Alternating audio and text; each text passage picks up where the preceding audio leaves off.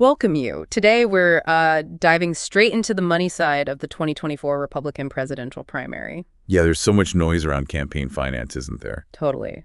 It's easy to get lost, but we've waded through it for you. We've looked at the FEC data, that's the Federal Election Commission, plus news reports covering things up to about March 2024. Right. Basically, when the active primary was winding down. So it's a snapshot, the final numbers might shift a bit. Exactly. But our mission here is simple. Give you a clear picture of how Trump, DeSantis, and Haley funded their campaigns. And crucially, what the differences in their financial strategies might tell us. Think of this as your shortcut. We want to pull out the key insights. Right. How they raised it, how they spent it, the key contrasts. Okay, let's get into it. Starting with Donald Trump, his financial world is, well, it's got a few moving parts. Definitely. Yeah. You've got the official campaign committee, Donald J. Trump for President 2024, Inc. Right. Then there's the Save America PAC, and also the Super PAC, Make America Great Again, Inc. MAGA, Inc. for short. It's like a whole ecosystem. It really is, and it seems quite strategic how they might have used each one. So the official campaign, that raised a lot, right? Oh, yeah, substantial sums. Yeah. We're talking tens of millions leading up to March. Wow. And a lot of that was driven by, grassroots donors, Yeah. small online gifts, mail solicitations. That's been his signature, hasn't it? That small dollar machine. It really has. Very consistent, very effective since 2016. Okay, then Save America PAC. This one's interesting. It had money already. Yeah, it started with a pretty big war chest left over from 2020. Ah, okay. And it kept raising money, again, tens of millions more, using similar small dollar appeals. But the big thing here was the spending, right? Not just politics. Exactly. This is key. Yeah. Save America became a major source for funding substantial legal expenses. That's a huge factor. Some of the other candidates didn't really have on the same scale. Not at all. And it immediately makes you wonder, how much did that pull away from traditional campaign stuff? Yeah, like ads or rallies. Precisely. That legal spending is a very distinctive feature of his financial picture. It suggests a unique burden. Definitely something for you, the listener, to keep in mind when comparing. Right. Then you add MAGA, Inc., the Super PAC. Super PACs mean unlimited money, basically. That's the rule. And MAGA, Inc. certainly raised a lot. Reports suggest often over $50 million during the primary period we're looking at. And this is where the big checks come in. Wealthy donors. Yeah, primarily. Large individual contributions, big donations. Which, always raises questions about influence, doesn't it? When you see that kind of money flowing in. It's a fair question. It's just a different dynamic than, say, millions of small donations. Who are these donors? What do they expect? Okay, so where did all this cash actually go? Spending. Let's talk spending. For the official campaign, it looks pretty standard, really. Like what?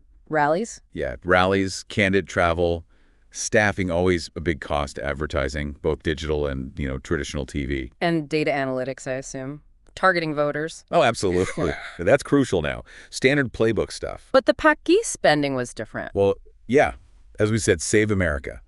A huge chunk went to legal fees. That's the big differentiator. Got it. A really important point. And MAGA, Inc., the Super PAC, that focused more on, let's say, large-scale campaign support. Like those big TV ad buys. Exactly. Big ad campaigns, voter outreach efforts, sponsoring events to keep the buzz going. So combined, these PACs spent tens of millions. Easily. With that very notable slice from Save America going to legal bills. Okay, sources. We touched on this, but let's recap. Small dollar donors. Absolutely foundational for the official campaign and Save America. Contributions under $200. It's been a cornerstone since 2016. Shows that grassroots energy, right? Definitely suggests a strong connection with a large part of the base. Loyalty. But the big individual donors were still key. Crucial. Especially for MAGA, Inc., the Super PAC. People writing the maximum checks aloud, or even bigger sums were permitted for Super PACs. And then there were pay transfers. Money moving between these groups. Yeah, that happens too. Right. Funds might move from, say, Save America to MAGA, Inc. Why would they do that? Well, it's often about flexibility and regulations. One committee might have cash, but restrictions on how it can spend directly on, say, ads. So a transfer to a Super PAC, like MAGA, Inc., could let them legally pay for that advertising. It's strategic maneuvering within the rules. It just highlights how complex modern campaign finance is, doesn't it? Absolutely. Maximizing impact within the legal framework. Okay. That paints a pretty clear picture of Trump's financial operation. Let's shift gears now. Ron DeSantis. Right. He came into the race with a lot of buzz, high expectations for fundraising. Governor of Florida, lots of connections with established Republican donors. Exactly. His main vehicles were the official campaign, Ron DeSantis for president, and the super PAC, Never Back Down. And he started strong financially. Seemed like it. The official campaign raised millions right off the bat. Lots of initial excitement there. But Never Back Down. That was the really big story early on, wasn't it? Oh, yeah. Exceptionally well-funded from the get-go. Reports were over $100 million raised relatively quickly. Over $100 million. Wow. And here's a critical detail for you listening. A huge piece of that, something like $82.5 million, came from a transfer. Funds moved from a state-level DeSantis PAC in Florida. So he leveraged his Florida fundraising. Massively.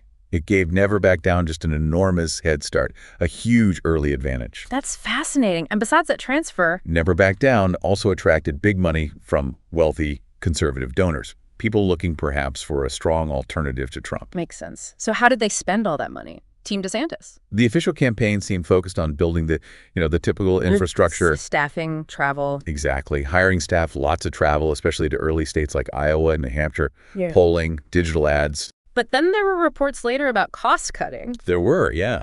Which, might suggest maybe fundraising didn't keep pace with initial projections, or maybe a strategic shift was needed. Interesting. And Never Back Down spending. This is really notable. The Super PAC took on a lot of the work campaigns usually do directly. Like what kind of work? Big field operations. We're talking door knocking, direct voter contact, huge advertising campaigns, TV, digital mail, organizing events. So they were acting almost like the main campaign on the ground. In some ways, yeah. Reports suggest they spent well over $100 million by the time DeSantis suspended his campaign in January 2024. That scale of Super PAC involvement in core operations is something else. It really is. It kind of blurs the lines, doesn't it, between the supposedly independent Super PAC and the official campaign. Legally, they can't coordinate strategy, but practically. Yeah, it raises questions for you about how that separation really works in practice. Okay, sources for DeSantis. We know about the state PAC transfer. What else? The dominant story seems to be those large individual donors. The major Republican players looking for an alternative. Exactly. He clearly tapped into that network. Never Back Down got multi-million-dollar contributions. And the state PAC transfer gave that massive early boost. Can't overstate that. A really unique factor. Did he have grassroots support too? Small donors? There was some, yes. Both the campaign and the PAC got smaller contributions, but perhaps not on the same vast scale as Trump's operation. Got it. Okay, third candidate, Nikki Haley. Right. She positioned herself as a different kind of Republican, maybe more traditional conservative, moderate appeal. Someone looking for new leadership, maybe? That seemed to be the pitch, appealing to those wanting a fresh face. Her main financial arms were the official campaign, Nikki Haley for president, and her super PAC, SFA Fund, Inc., stand for America Fund, Inc. And how was her fundraising trajectory? It seemed more gradual, but it built momentum, especially later on. Gaining steam as things went along. Yeah. The official campaign raised tens of millions. And interestingly, reports showed fundraising surges, like after good debate performances. Oh, interesting. So performance translated to dollars. It appeared so. Or after encouraging results in early primaries, it shows that link between campaign momentum and financial support. And the Super P SFA Fund, Inc. also raised substantial sums. Reports suggested it exceeded $50 million during the primary. And who was funding that? Similar to DeSantis or different? Seemed to lean towards those more, let's say, traditional Republican donor circles. Prominent business figures, people perhaps looking for a more conventional conservative candidate. Yeah, that fits her positioning, doesn't it? Different segments of the donor class aligning with different candidates. Exactly. You see that play out. So spending for Team Haley, where did their money go? The official campaign. A lot on travel, it seems, especially hitting those early states hard, Iowa and New Hampshire. Makes sense. Direct voter contact. Right. Plus staffing, polling standard stuff. And then later in the race, quite significant advertising pushes. Trying to build support as the field narrowed. That looks like the strategy. Concentrate resources, amplify the message where they thought they had a shot. Common tactic. And SFA Fund, Inc. The Super PAC sees spending. They seemed really focused on what you might call contrast ads. Ads comparing her directly to rivals. Exactly. Highlighting differences on issues, experience, you name it, ran heavily on TV and digital. Trying to define her against the others. Pretty clearly. They also invested in get-out-the-vote efforts, direct mail campaigns targeting specific groups. That differentiation seems central to their strategy. And those kinds of sharp-edged ads are often easier for a super PAC to run, right? Rather than the candidate's own campaign. Often, yes. They can deliver more pointed messages, shape the narrative, without the candidate having to put their name on it directly, so to speak. Okay, Haley's funding sources. We said traditional donors, business leaders. Yeah, considerable support there, it appears. People in finance, established Republicans looking for that Trump alternative. SFA Fund, Inc. definitely saw large contributions from those quarters. But not just big money. No, interestingly, her campaign also saw noticeable growth in smaller dollar donors as she gained more national attention. So a growing grassroots base, too. It seemed that way. And she also used bundlers effectively. Bundlers, explain that quickly. Sure. Those are well-connected individuals who tap into their own networks, friends, colleagues to gather contributions for the campaign. Helps reach wealthier donor circles efficiently. So Haley had kind of a more diversified mix. Large donors, growing grassroots, bundlers. It looks like it, which can be a good sign for a campaign, suggesting broader appeal, maybe a more resilient financial base. Okay, let's step back. We've looked at all three. What are the big takeaways here? The comparisons. Well, you definitely see distinct approaches, don't you? Yeah. Trump, heavy on small dollars, plus picks dealing with those unique legal costs. Right. DeSantis, initially fueled by huge donor checks and that massive state PAC transfer, very reliant on the super pay early. And Haley, more of a blend. Starting with traditional large donors, but then growing grassroots support later on. That seems a fair summary. And the role of super PACs, huge for all three, but used differently. Right. DeSantis is for early operations, almost like a campaign extension. Trump's Magi Inc. for big advertising, while Save America handled the legal stuff. And Haley's SFA Fund, Inc., focusing on those contrast ads, defining her against the field. Exactly. Different functions, different strategic uses. And just to remind everyone listening, this is all based on data up to around March 2024, a snapshot in time. Crucial point. It gives you a really valuable picture of the active primary phase, even if final numbers get adjusted later. So what about the implications of these models? Does it matter how they raise the money? Well, I think it does, or at least it gives you food for thought. Yeah. A strong small dollar base like Trump's. It can signal real grassroots enthusiasm, right? Wide engagement. Okay. But then heavy reliance on large donors, like we saw with DeSantis early on, or with all the super PACs, well, it might make you wonder about potential influence. Whose priorities are being represented? Exactly. It's just a different dynamic to consider when you're analyzing a campaign's support structure.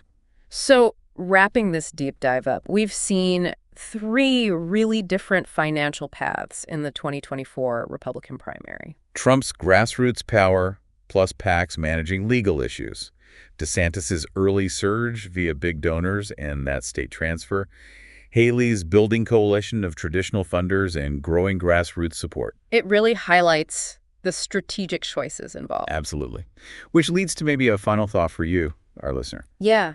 Considering these different strategies, the balance between grassroots versus big money, the heavy use of super PACs, what does this tell us about where presidential campaigns are heading? What might these patterns suggest about the priorities and the kinds of bases candidates will try to build in the future? That's a great question to ponder. How are these funding models shaping modern politics? Yeah. Something to think about. Well, thank you for taking this deep dive with us into the financial nuts and bolts of the Republican primary. It's a complex stuff. It really is. But hopefully this gave you a clearer picture of the key money dynamics that were at play.